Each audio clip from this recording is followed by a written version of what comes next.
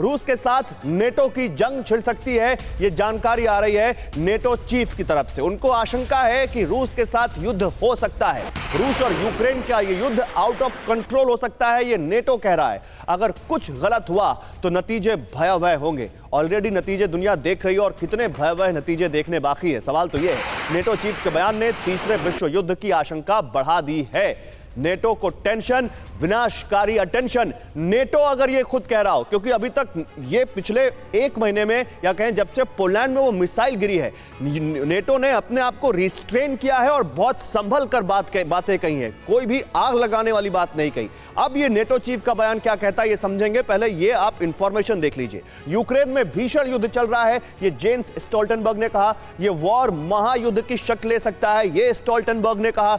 युद्ध की चपेट में आ सकता है यूरोप, ये कहा नेटो चीफ ने। यूक्रेन युद्ध नेटो रूस के बीच वॉर छेड़ सकता है। हम हर दिन रूस से युद्ध टालने पर काम कर रहे हैं। देखिए आप टोन देखिए, वो कह रहे हैं कि हम युद्ध टालने पर काम कर रहे हैं। पुतिन की एटमी वार्निंग के बाद नेटो चीफ का यह बयान आया है। जनरल सुधाकर को लाते हैं। जनरल सुधाकर, एक तो टोन नेटो की बड़ी डाउन हुई है। वो G20 जो बाली में चल रहा था और जो वहां पर हमने देखा कि जिस तरह से पोलैंड में मिसाइल गिरी, उसके बाद अमेरिका या कहें बाइडेन और जेलेंस्की के सुर में बदलाव आया। उसके बाद यहां पर नेटो के चीफ कह रहे हैं कि हम युद्ध टालने पर काम कर रहे हैं, बजाय इसके कि रूस को सबक सिखाने पर काम कर रहे हैं। टोन चेंज हुई है।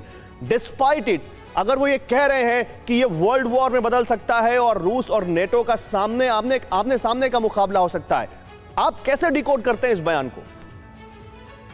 गौरव, बधाई हो, बहुत जबरदस्त सवाल आप पूछे हैं और मैं तो सभी को बधाई देना चाहता हूं। TV9 भारतवर्ष एक रियल टाइम बेसिस में जिस किस्म की वॉर जोन से रिपोर्टिंग हो रहा है, ये आशीष और मनीष दोनों को बहुत बहुत तहे दिल से हम धन्यवाद देते हैं और बधाई देते हैं, और आपको मुबारकबाद, बहुत बढ़िया तरीके से कवर कर रहे हैं। शुक्रिया सर।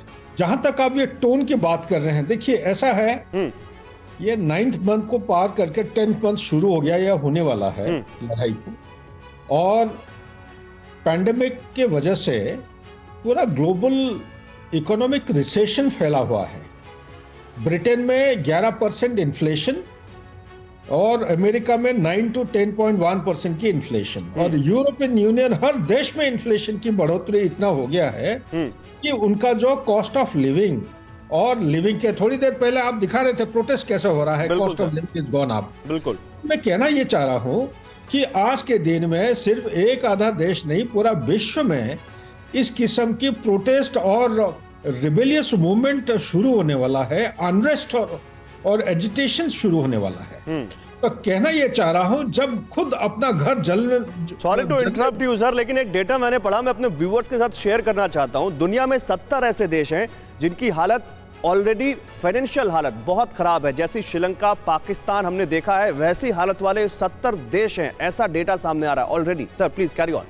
या so sorry, I didn't want to preempt you, but जब आपका एजेंडा में है ये कवर करेंगे बाद में, बट मेरे मुंह से निकल गया। लेकिन मैं कहना ये चाह रहा हूँ, जब अपना मकान में आग लगने वाला होता है, क्या अपने मकान को आप प्रिवेंटिव मेजर से आप उसको बचाना चाहेंगे या दूसरों के पड़ोस के मकान के ऊपर आग लगाने की कोशिश? चलिए सर, इस बात को और आगे बढ़ाते हैं, आपसे बात करते हैं आगे, लेकिन थोड़ी